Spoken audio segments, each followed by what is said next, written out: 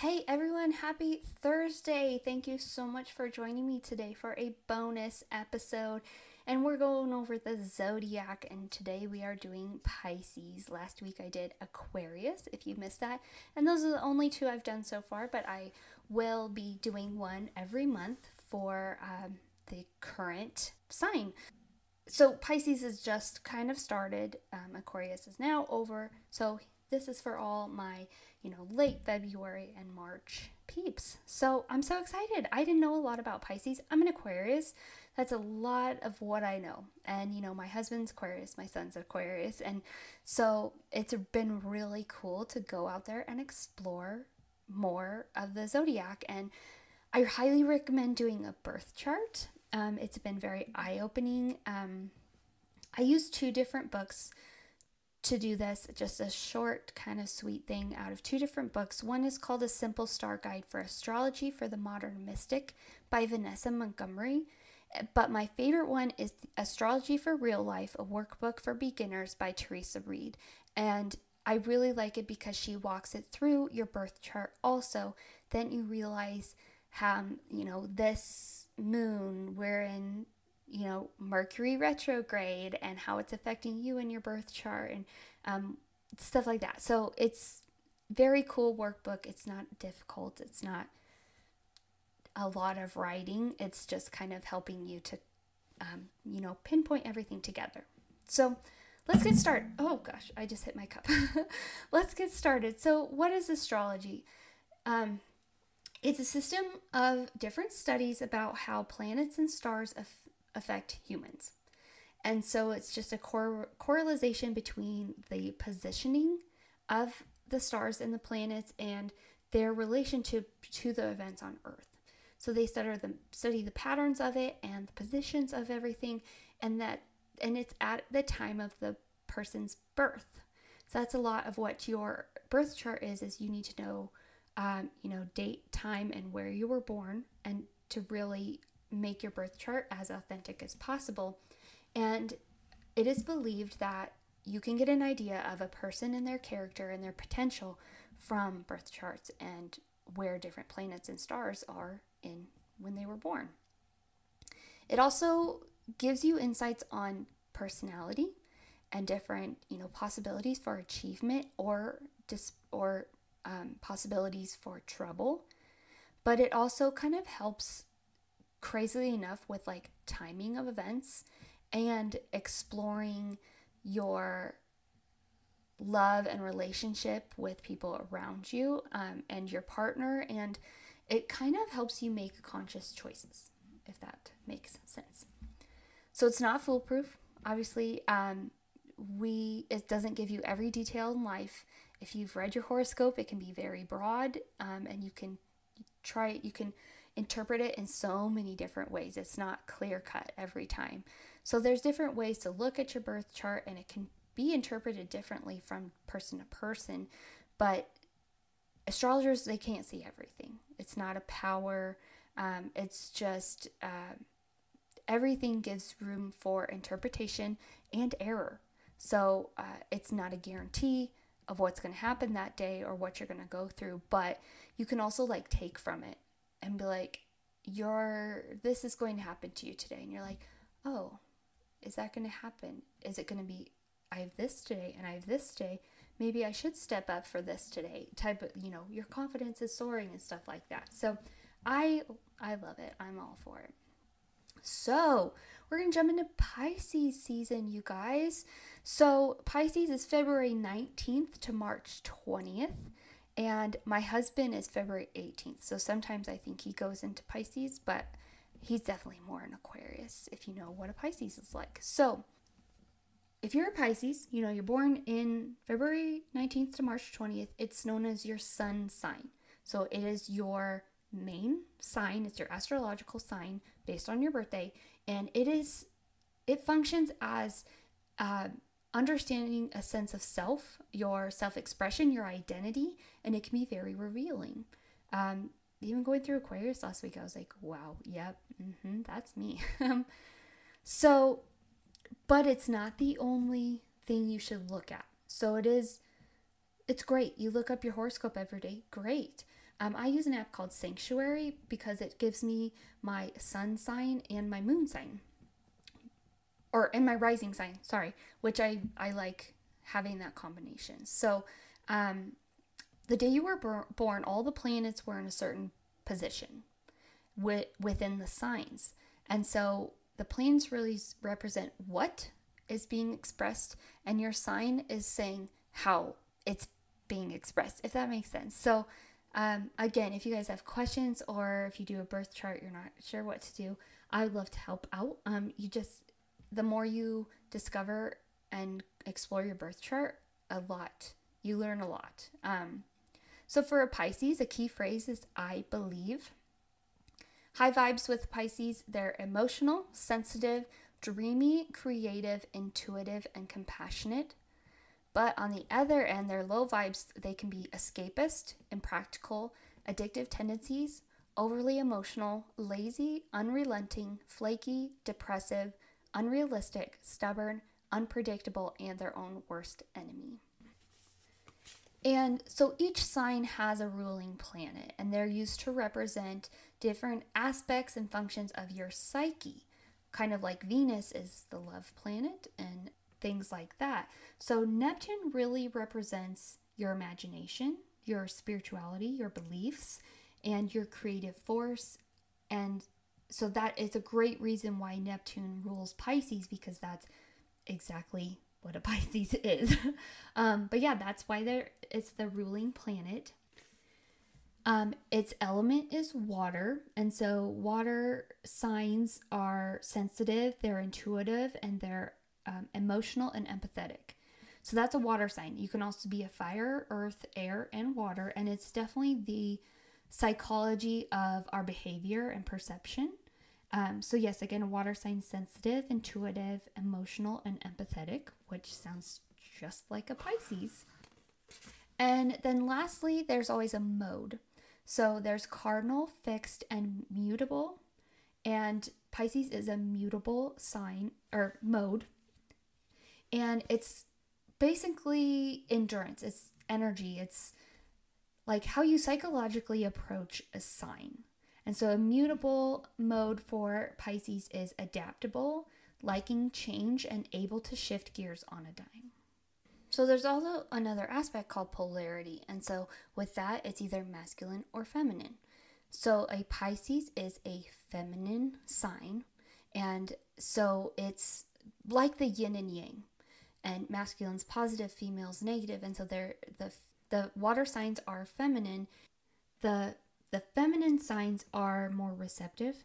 They are more passive, but they're very capable of bold action, about pushing back and going against. So that's a good one. Masculine is definitely more assertive and positive, and then feminine is definitely more receptive and passive. And then the parts of the body ruled by Pisces are the feet. No clue what that means, but I see it everywhere and I'm just going to include it. So Pisces, your feet are important. So when it comes to houses, again, from the birth chart, each house represents something. It's divided into 12 different houses, and it's a specific area of your life, like health, marriage, career. And so it is associated with the 12th house, Pisces is. The 12th house is how we retreat into our inner space and what parts of ourselves that we need to express. The personality of a Pisces is introverted. Colors are metallics, purples, and millennial pink, whatever that is. So Pisces are very ethereal. They like life in the spiritual waters. It says, I have to quote this, they ethereal and prefers life in spiritual waters of the place where dreams are made of. They are highly sensitive. They pick up on everything and they notice everything too, the very little expressions or changes in tone of voice, and they know more than you think. They're very in touch with their surroundings, and there is no hiding anything from them. So Pisces is a symbol of two fish swimming in opposite directions. And Pisces is huge in nature, and so it's highly adaptable and they experience their world through emotion.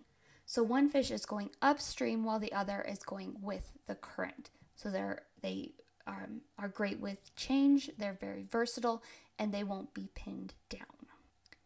They really believe in this idea of oneness, that we are all connected and we're not separate, as we all look like or think like we are, They're escape artists. They will find ways to escape their reality, especially with it being mundane or boring, and they use their imagination. They are big daydreamers. A lot are very into art, but there's a very negative side to that because it is also a sign that is associated with addiction. So if they get into drugs and alcohol, it's a problem. So they will find their escape through destructive means, and they will rely on that method. So Pisces really have to rely on healthy ways to feel better, healthy ways to get through things, because this is just what it says. It is the sign of addiction, and they can really rely on that. At the same time, Pisces are very soft-hearted. They're empathetic and extremely compassionate. Unconditional love helps to cure them of anything, They're very connected to animals, and a huge thing that they can be is like a therapist or even like a spiritual guide, if that's the path, They live in the moment. They're very playful, very responsive, and very glamorous. They're very impressionable. So they can be extremely influenced by the people around them. So they need to learn how to protect themselves to go with the flow rather than resist what they believe and try to be influenced by people around them. They can have a very mystical side of life. They're very intuitive. They believe in ghosts, magic, and the occult, and they're always searching for answers, especially when it comes to other realms. So that may not be you, but that is a common thing among Pisces. When a Pisces is overexposed, when their sensitive soul feels like it's in danger, they have to really work to not get into that despair. They need a time to recharge. They need to take a sabbatical. They really need to look inward, because if they don't, they will become tired and weary, and their compassion will disappear. So they definitely need time to recharge. A famous Pisces, which some of you may not know, I remember her because she was a VJ. If you know what a VJ is, it's video jockey. Back when TRL and all that on MTV happened.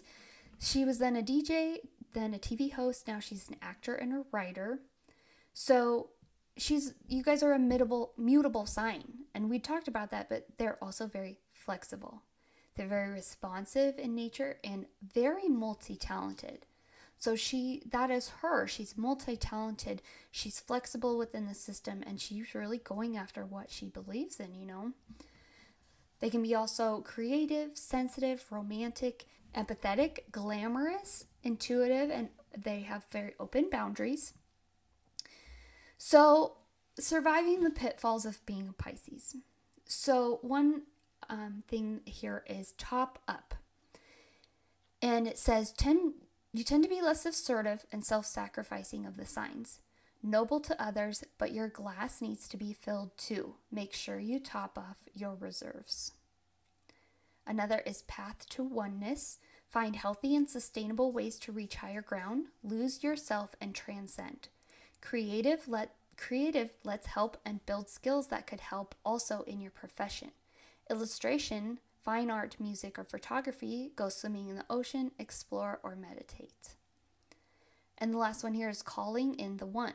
You want nothing but a soulmate. Make sure they're emotionally available to provide depth and romance you crave. Both an anchor and a shelter when things get rough. Need very souled and grounded, yet can appreciate your creativity and dreams. Home and heart rest to stable. So this is for people who are friends or partners or whatever with a Pisces. This section is called Cozying Up to a Pisces. So the first one here is love for the lover. So they're very sensitive, so tread lightly. Give lots of love and validation, whether you are just friends or more. Validate their feelings, their emotional closeness, and their connection. Another is get creative. So appeal to their needs for creative escape. Take them out and experience the world. Share the helper's high, quote unquote. They love working in harmony with others for a higher purpose. I apologize about my dogs. They get a helper's high, a dopamine high, by helping and volunteering. So, if you're not a Pisces, but you're looking at your birth chart and Pisces is in your birth chart, you can still really feel the Pisces vibe. So when you look at your birth chart, and you will locate the area that is ruled by Pisces. And this area for you is very sensitive, compassionate, and creative. So as an example, if your Pisces is in your 6th house, that is your day-to-day work, your routine, and your health. So incorporating, emotion, sensitivity, compassion, and creativity into your work day, your routine, and your health. And then another example is in your 2nd house. Those are money and values. My Pisces is in my 10th house, so it contributes to what I put out into the world. And I'm very opposite of a Pisces, especially emotionally wise. And so that is a good way to kind of look into things about what do I want to put out into the world emotionally, creatively, compassionately. And Aquariuses like to volunteer also, but they can take it beyond that with the vibe of a Pisces in their system.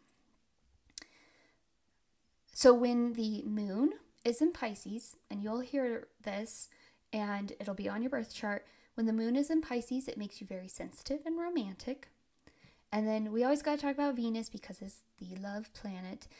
When Venus is in Pisces, you're very open to new people and you find beauty in everything.